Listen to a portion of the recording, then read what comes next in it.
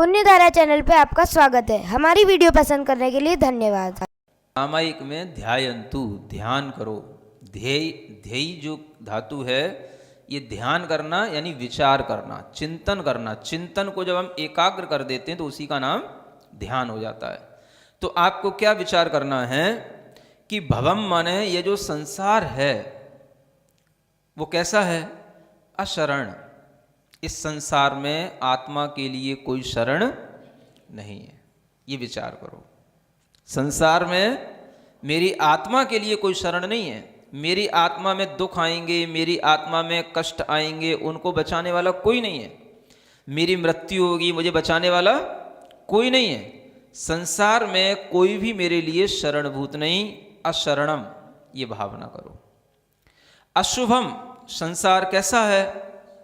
अशुभ है, क्योंकि अशुभ कर्मों के कारण से ही संसार की उत्पत्ति होती है।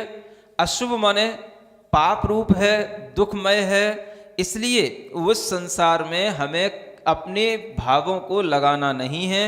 हमारे लिए ये सारा संसार, ये शरीर अशुभ है, ये विचार करो। अशरण है, अशुभ है। तीसरा अनित्य है। क्या है? जो भी ये हमें संसार दिखाई दे रहा है ये सब हमारे लिए जब तक हमारी श्वास चल रही तब तक है, आयु चल रही तब तक है। बाकी ये सब हमारे सामने से छूट जाएगा। हम किसी के लिए कितना भी सोचें वह सब हमारी मृत्यु के उपरांत हमारे पास में कोई कुछ नहीं रहेगा। इसलिए ये अनित्य है।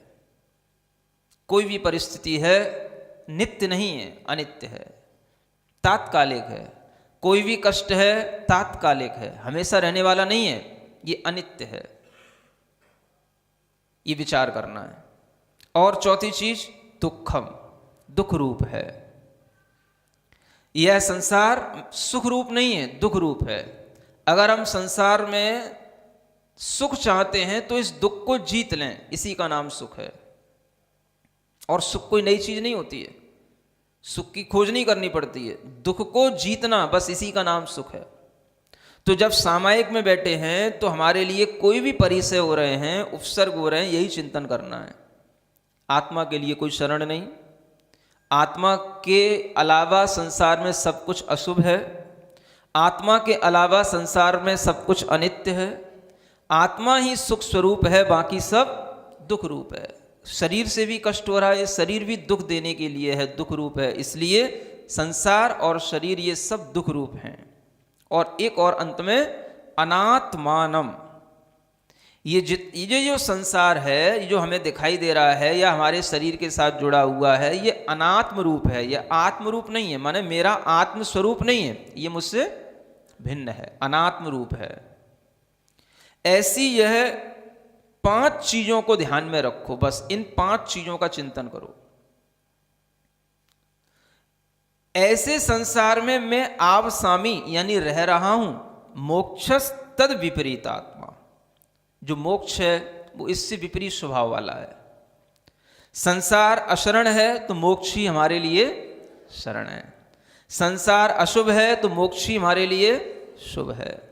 संसार अनित्य है तो मोक्ष ही हमारे लिए नित्य है। संसार दुख रूप है तो मोक्ष ही सुख रूप है। संसार अनात्म स्वरूप है तो मोक्ष ही आत्म स्वरूप है। मोक्ष इससे विपरीत है। संसार और मोक्ष के बीच में जो अंतर है उस अंतर का चिंतन करो, उसी का नाम भेद विज्ञान। और जब ये अंतर आपके विचार में आएगा तो इसमें सब आ जाएगा।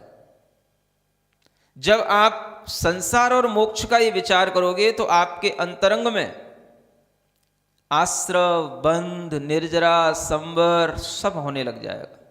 और सबका तत्व चिंतन हो गया है, सबका सार है ये। अलग अलग सोचने की जरूरत नहीं है।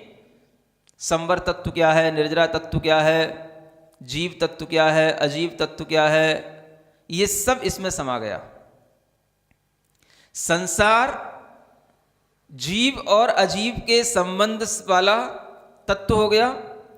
आश्रव उसी में होता है, बंध उसी में है, ये सब संसार हो गया।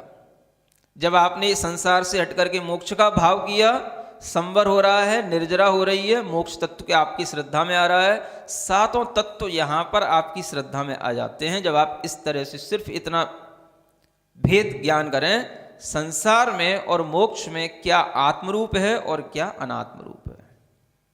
सिर्फ यही चिंतन करने योग्य है। बाकी आप जो भी सोचेंगे वो अपने मन के ज्ञान के अनुसार कुछ भी सोचें, लेकिन मुख्य रूप जो चीज है सामायिक में सोचने की वो सिर्फ इतनी ही है। जब जब सामायिक करें तब तक सिर्फ इसी का विचार करें। जाप आदि करना तो उस सामायिक के काल को, समय को किसी ना किसी तरीके से पूर्ण करने के लिए होता है, या कोई विशेष रूप से पंच परमेष्ठी की आराधना करने के लिए जाप आदि की जाती है, लेकिन आत्मा की भावना करने के लिए सामायिक में सिर्फ इतना ही चिंतन पर्याप्त है। तो क्या करना होता है सामायिक में? जो है उसे स्वीकार करना होता है, जो हो रहा है उसको देखना होता है, और जो होगा उस पर विश्वास करना होता है। शॉर्ट में फिर से सुनाऊं क्या? क्या समझ आया है? जो हो रहा है उसे स्वीकार करना होता है, जो हो रहा था उसे भूल जाना होता है, और जो होगा उसके ऊपर विश्वास करना होता है। जो होगा वो हमारे लिए अच्छा होगा। बस समझ आ रहा है? ये स्वीकारता का भाव, और हम उस मोक्ष के प्रति, उस सुख के प्रति अपने अंदर विश्वास का भाव ये जमाते हैं, बढ़ाते हैं। किससे? इस तरह के सामायिक के भावों से। तो सामायिक में इसी तरीके का भाव आना चाहिए। समझ आ रहा है? कोई भी चीज है वह आपके लिए जब चिंतन में आएगी तभी आपकी अनुभूति का विषय बनेगी, और इस तरह के चिंतन करने से ही अनुभूतियां बनती हैं।